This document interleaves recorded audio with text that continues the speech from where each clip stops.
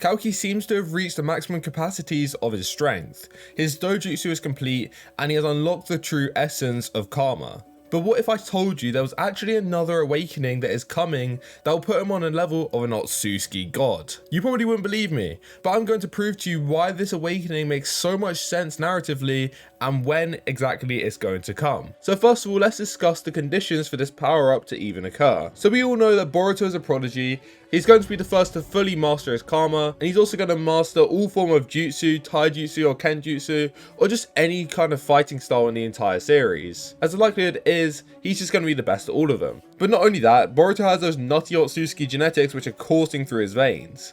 And compared to Kawaki, if we give them both 3 years to train, Boruto is going to grow exponentially stronger in comparison to Kawaki. Not only this, but Boruto is being trained by the freaking GOAT himself, Batman Sensei. And this kid might even have the flipping jougan. Like, Boruto is basically already a solar system buster after the time skip.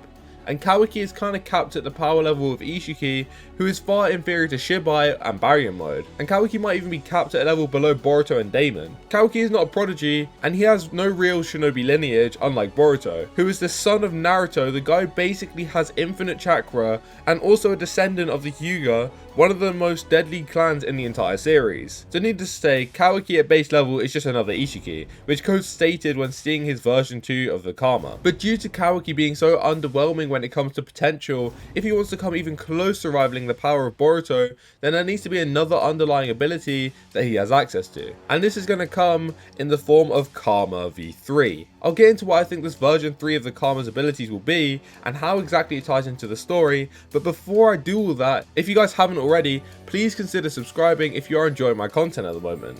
We are on the road to 1,000 subscribers, and if you guys want to support the channel, then that is the best way to do so. Also, if you're enjoying the video thus far, then make sure to smash that like button, as this theory is insane, so I can guarantee you won't be disappointed. Anyways, with that all said, let me discuss why this power up makes sense. The more time goes on, the gap in power between Boruto and Kawaki will just grow larger. Kawaki's character was built to envy Boruto. Boruto was the son of Naruto, and Kawaki was sold off by his father. He was neglected, abused, and he felt unloved for his entire existence, all until he found Naruto.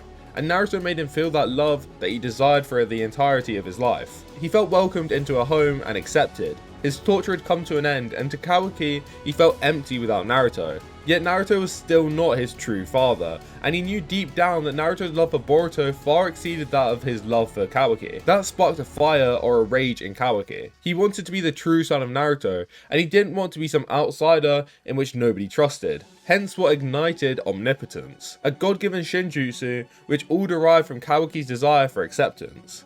Many people think that Ada caused this ability, but it is instead that she could facilitate the conditions for Kawaki's wish. It was Kawaki who started this, and therefore is the one with the access to this ability. Shinjutsu is the power of Shibai, the otsutsuki god in which just a few cells was enough to turn an 8-year-old into a threat beyond Jigen, and one who approaches that of Isshiki.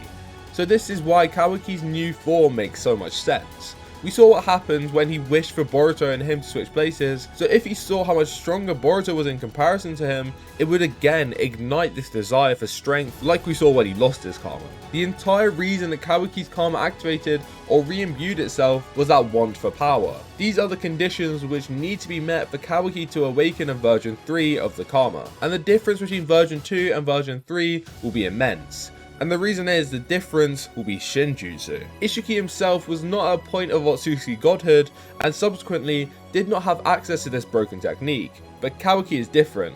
Amado has constantly gone to extreme measures in order to bring back his daughter. Amado's desperation to see his daughter again almost goes further than Kawaki's desire to become strong and protect Naruto. The reason I bring this up is Amado was the one who implanted the facilities of the karma back into Kawaki. We know that Amado did this so that Kawaki could bring his daughter back to life, but it is unclear how he would actually do this using karma. Amado also had access to Shibai's cells, which seems to be the modern Hashirama cells, and are the root of Ada and Daemon's powers. Having Shibai's cells meant that Daemon and Ada have access to Shinjutsu, which is the divine powers of gods.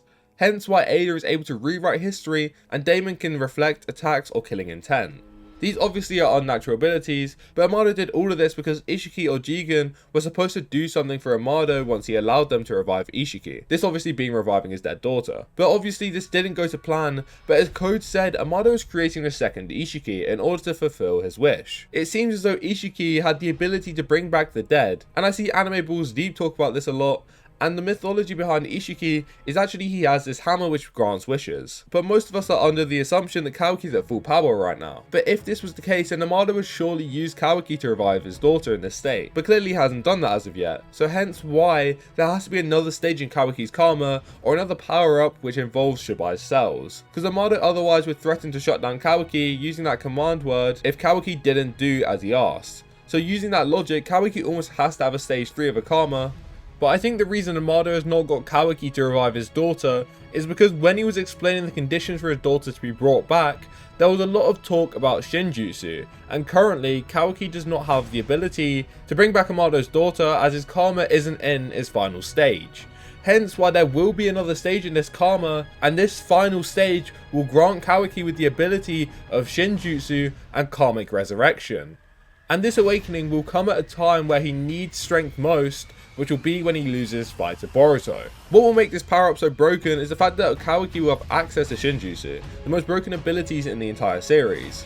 I don't know whether he will have every single one of Shibai's techniques, but say he literally had Damon's damage reflection, he would just be a stronger version of Damon. Regardless, Shibai is in a league of his own in terms of power, so if this was karma related, Kawaki could gain all of his knowledge and power, and it again would fulfill his wish to exceed Boruto in strength. Kawaki could also have the ability to grant wishes, which I don't hate, however this ability is a bit broken.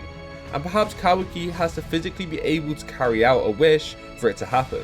So say for instance he wished to gain a Rinnegan, unless he could facilitate that wish to come true by having all the necessary requirements for one, then it wouldn't actually happen. But he had the facilities to rewrite history using Ada, and that is why this happened.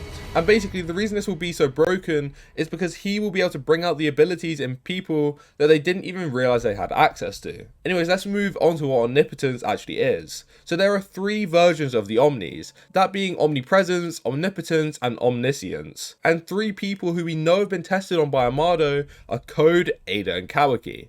So there is potential for all 3 of these to have one of the roots of the Omnis.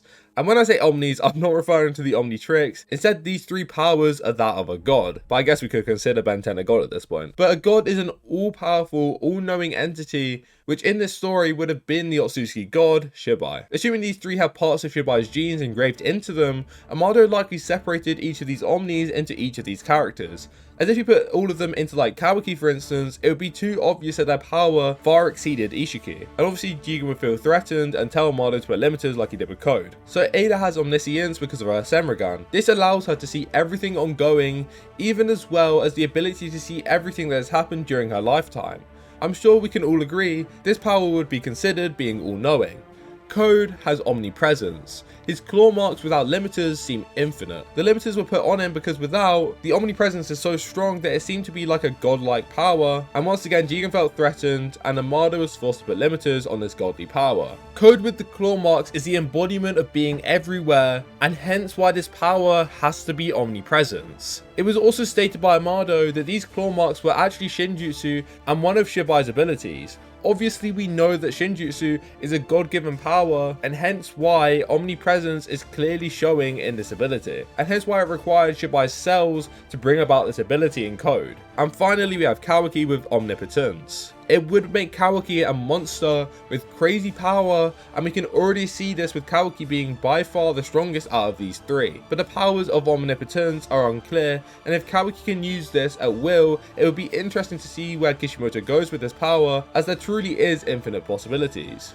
Kawaki's dojutsu was actually also shinjutsu, and we see in the panels of Shibai, he may have actually had the dojutsu similar to Jigen with the singular white triangle. And Amado even stated that these dojutsu abilities originate from Shibai, and Ishiki clearly gained a bit of shinjutsu, and hence why Kawaki has gained these abilities. But an alternative way of looking at this was Kawaki's karma isn't even Ishiki's. People just think that it's Ishiki's because he has the same abilities, and instead it's actually Shibai's karma, and Kawaki as of right now only gains access to that dojutsu. But just a few of the abilities of Omnipotence which Kawaki would be able to use is literally bringing about storms without even weaving hand signs.